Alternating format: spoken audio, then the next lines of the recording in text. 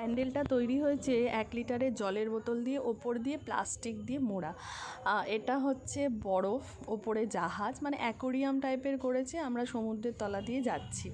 বাইরের ভেতর দিকটা দেখো কি সুন্দর বোতল দিয়ে করেছে, মনে হচ্ছে বরফ করেছে। আমার কর্তা বললে এটা অ্যাকোরিয়াম করেছে। কি সুন্দর দেখো, ড্রামে ড্রামে মাছ ভর্তি।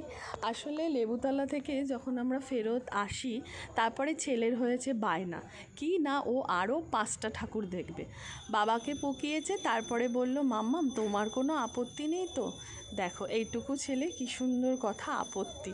আমি বললাম না শোনা, কোনো আপত্তি নেই। সেই মতো 12:30টার সময় বেরালাম ছেলেকে ঠাকুর দেখাতে।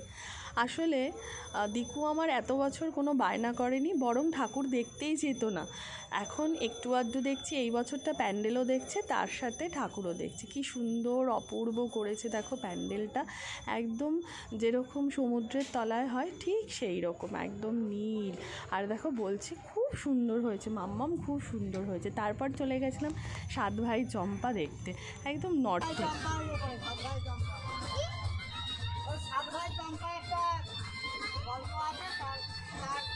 আমি ভেবেছিলাম ওর বাবা হয়তো বাড়ির আশেপাশেই দেখাবে, অত রাতে যেহেতু বেরিয়েছে। দেখলাম না, ছেলের আবদারে একদম সরাসরি নর্থে নিয়ে গেছে, যেহেতু ওই দিকটা একটু ভালো ঠাকুর হয়েছে। যাই হোক, কিন্তু দিকু এই প্যান্ডেলটা দেখে ভীষণ ভয় পেয়েছে। ওপরের দেখো এই পশুগুলো একটুখানি ডাইনোসর আরও কত কিছু করেছে, ওগুলো একটু যেহেতু নড়ছে, সেহেতু ও দেখে ভীষণ ভয় পেয়ে গেছে। আর বলছে কত সুন্দর হয়েছে দেখো মাম্মাম, কি ভালো হয়েছে। সত্যি প্যান্ডেলটা এক কথায় দারুণ হয়েছে, মানে চতুর্দিকের কারুকার্য এত সুন্দর। ওর মানে ছেলে যদি বায়না না করতো তাহলে হয়তো আমারও দেখা হতো না। অ্যাকচুয়ালি হয় কি, দেওরকে নিয়ে আমি সাউথ দেখি, আর ওর বাবা দেওরকে নিয়ে নর্থ দেখে, তো কারোরই সাউথ দেখা হয় না আর কারোর নর্থ দেখা হয় না। বহু বছর পর নর্থে আসলাম ঠাকুর দেখতে। দেখো এগুলো দেখে দিকুর আমার কি ভয়।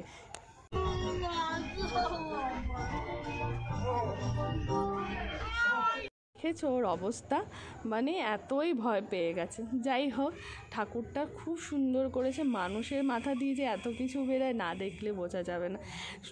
এক কথায় সত্যি সত্যি খুব সুন্দর, মানে চারিদিকের কারুকার্য এত সুন্দর, শুধু দেখেই যাচ্ছি, দারুণ হয়েছে। আর ওই দেখো ওই ইয়েটা সাইডে এগুলো না বালিশ, কোল বালিশ কত কিছু দিয়ে করেছে।